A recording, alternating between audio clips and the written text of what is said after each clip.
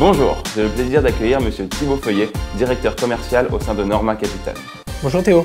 Pouvez-vous nous présenter la SCPI Vendôme Région en quelques mots? Oui, bien sûr. Alors la SCPI Vendôme Région, c'est une SCPI diversifiée, bureau commerce, qui a été créée en 2015, gérée par Norma Capital, qui a aujourd'hui 700 millions d'euros d'encours sous gestion, une équipe à peu près de 15 personnes, avec 3 activités, OPCI, SCPI et de la structuration de club deal.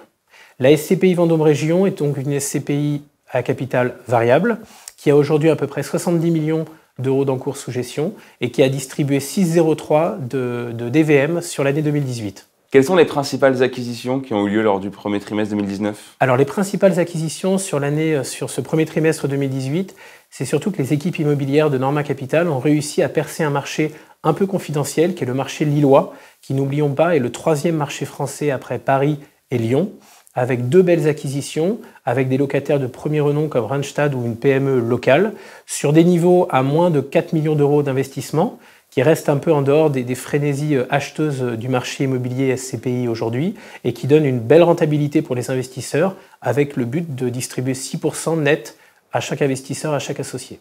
Quelles sont les perspectives de rendement de la SCPI Vendôme Région pour l'année 2019? Les perspectives sont de maintenir le 6% de distribution, ce que l'on a fait au 1T 2019 avec un acompte de dividendes de 6% pour chaque investisseur.